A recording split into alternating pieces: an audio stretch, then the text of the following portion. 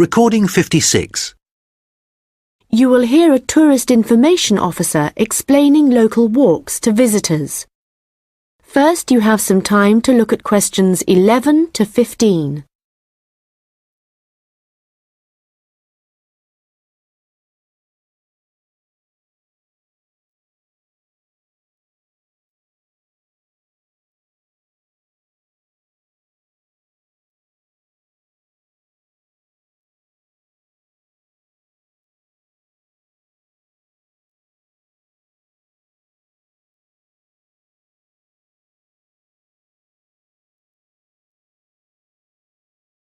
Welcome to everyone here. I hope you enjoy your stay in our village and enjoy the local scenery. I'll tell you a bit about the forest and mountain tracks in a minute, but first, I'll just give you an idea of where everything is in the village. So, we're here in the Tourist Information Center, and when you come out of the center, you're on Willow Lane, just opposite the pond. If you want to get to the supermarket for your supplies of food and water, go right. That's the quickest way, and then turn right at the top of Willow Lane. And it's the second building you come to, opposite the old railway station. If you're planning on doing some serious climbing and you need some equipment, we do have an excellent climbing supplies store just 5 minutes walk away.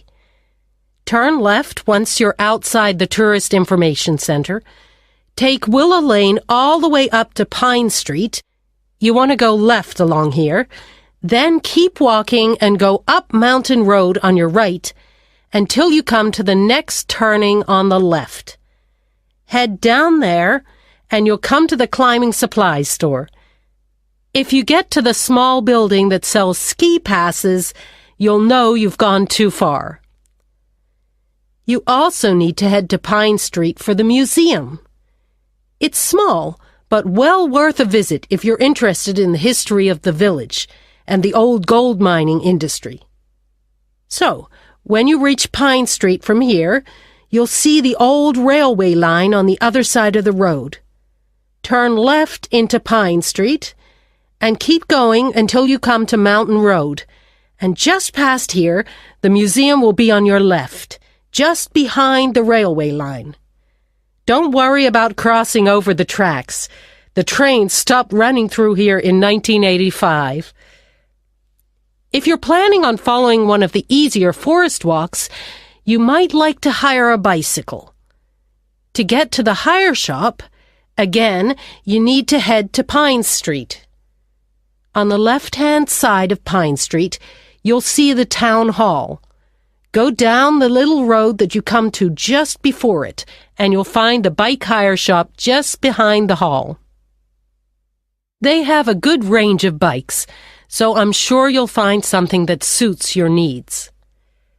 Last but not least, if you're hungry after a long day's trek, I can recommend our local cafe. Again, when you leave the Tourist Information Center, turn right and follow Willow Lane until it joins Pine Street. And right opposite, on the far side of the railway tracks, is the cafe. Before you hear the rest of the conversation, you will have some time to look at the questions 16 to 20.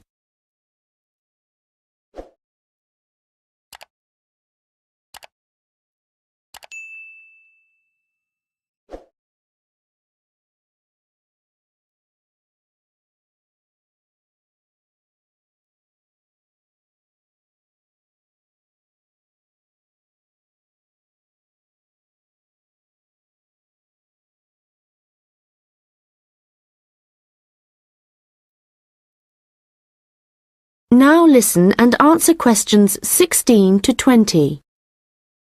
Okay, let me tell you a little bit about the different tracks we have here. All of them start at the end of Mountain Road, and you'll find a parking lot there where you can leave your vehicles. Let's start with North Point Track. It's a gentle route through lowland forest, good for biking and probably the one for you if you have small children.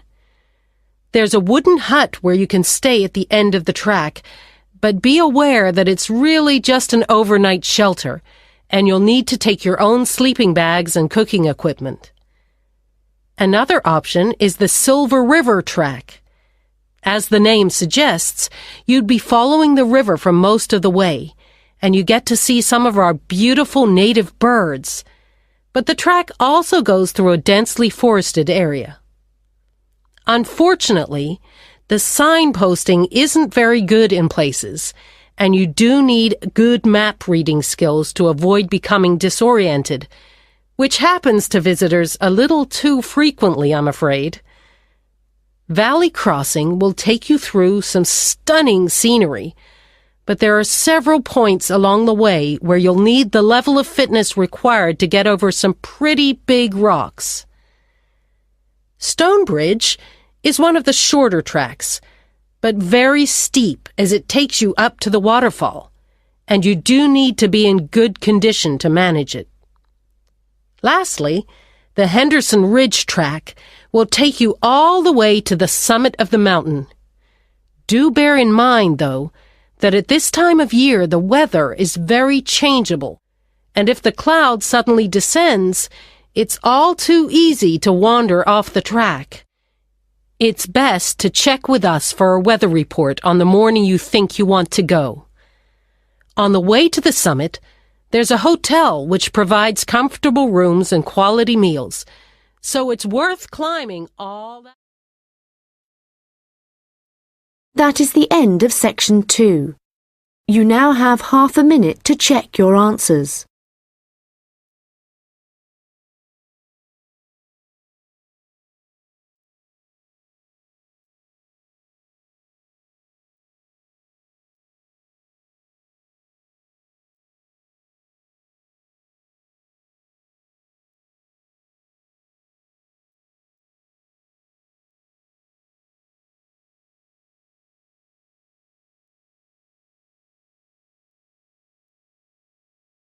Now turn to section 3.